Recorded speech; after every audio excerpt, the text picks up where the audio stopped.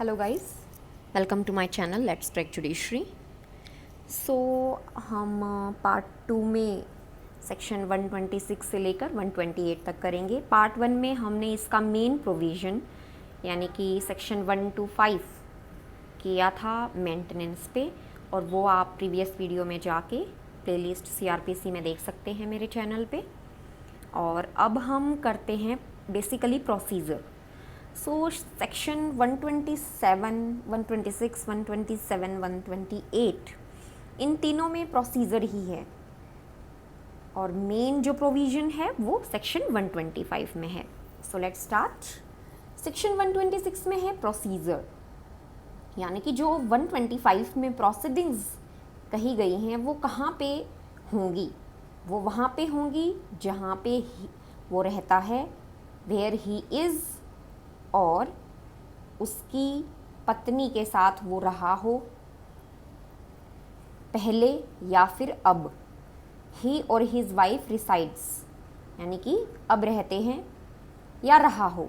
और ये सी में है where he last resided with his wife और as the case may be with the mother of the illegitimate child. देखिए C with the mother of the illegitimate child, तो हो सकता है शादी ना की हो वैसे रहता हो, तो उस केस में भी वो जुरिस्डिक्शन जो है उसकी कहाँ होगी, जो वहाँ उस मदर के साथ वो रहा हो। उसके बाद आता है सेकंड सबसेक्शन में बेसिकली एविडेंस जो हैं वो कहाँ लिए जाएंगे ये कहा गया है, या किस तरह से लिए जाएंगे।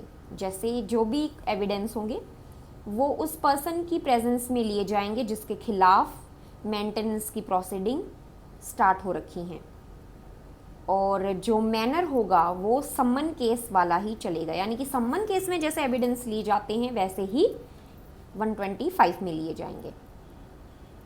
उसके बाद है प्रोवाइज़ो कहता है कि अगर मैजिस्ट्रेट ये सेटिस्फाई करता है कि पर्सन जो है अवॉइड कर रहा है या तो कोर्ट में आने से या कोई सम्मन सर्विस भेजी है उसे, तो वहाँ पे मैजिस्ट्रेट एक्स पार्टी ऑर्डर भी पास कर सकता है। और अगर ये ऑर्डर हो गया तो आप 3 महीने में सफिशिएंट रीज़न देकर गुड कॉज शो करके 3 महीने के अंदर अंदर इस ऑर्डर से 3 मंथ्स कहाँ से काउंट हो गया, फ्रॉम द डेट जहाँ पे आपको ऑर्डर दिया गया है, वहाँ पे आप गुड कॉज शो करके सेट असाइड भी करवा सकते हैं। सबसेक्शन 3 में है कोर्ट जो है under section 1 to 5 shall have power to make such order as to case cost as may be just. Cost से जो भी ऑर्डर हैं वो 125 के तहत पास करने की पावर है। बेसिकली सबसेक्शन 3 में उसकी पावर के बारे में जिक्र है।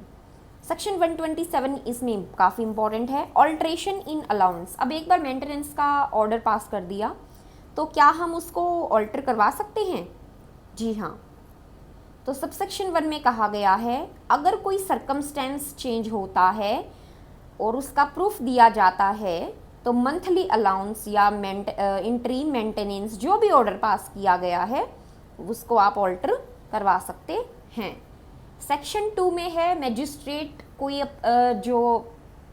कोई डिसीजन है in consequence of any decision of a competent civil court, यानी कि सिविल कोर्ट में सपोज मैरिज का या डिवोर्स का किसी भी चीज़ का किसी और सेक्शन के तहत या एक्ट के तहत, यानी कि सपोज कीजिए हिंदू मैरिज एक्ट में ही चल रहा है डिवोर्स का, एडल्ट्री का चल रहा है या जो भी चल रहा है, उस डिसीजन के जो रिजल्ट आएगा उसके बेस पे 125 में वो कैंसिल भी करवा सकता है।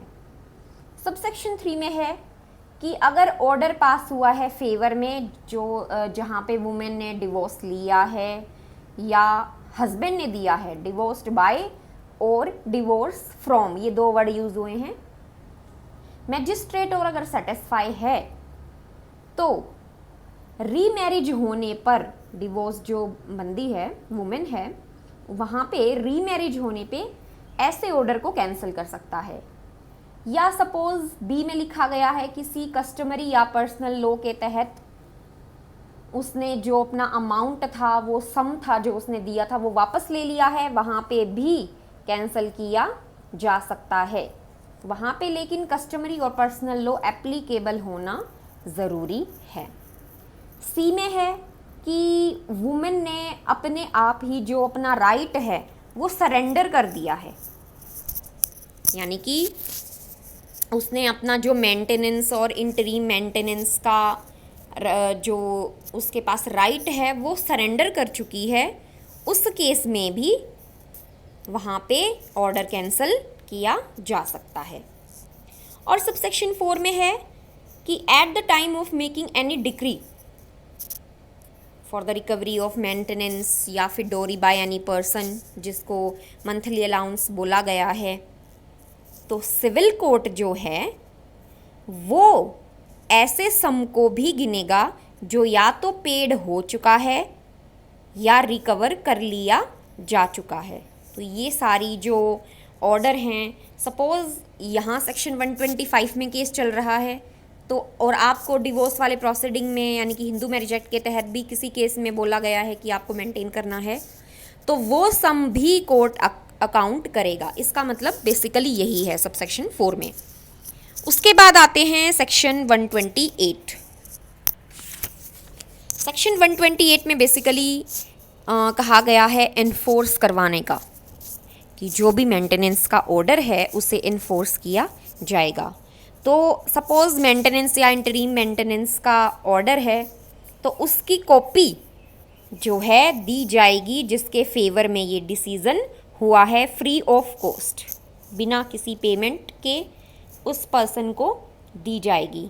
और ये ऑर्डर जो सच ऑर्डर है यानी कि मेंटेनेंस का और इंटरीम का, may be enforced by any magistrate in any place, किसी भी जगह पे उस पर्सन के खिलाफ, यानी कि जिसके खिलाफ आपने मेंटेनेंस और इंटरीम मेंटेनेंस का केस डाला हुआ है, उसके खिलाफ कहीं पे भी, एनी प्लेस, ध्यान रखना एनी प्लेस वर्ड बहुत इंपॉर्टेंट है, कीवर्ड है ये, किसी भी प्लेस पे उसको इन्फोर्स करवा सकती है। सो सेक्शन 128 यहीं तक है। तो हमारे मेंटेनेंस की सारी प्रोसीडिंग जो हैं, प्रोविजंस हैं, वो ख़त्म हो गए हैं। हम अगली वीडियो में CRPC से सेक्शन 129 के फॉरवर्ड करेंगे। Thank you.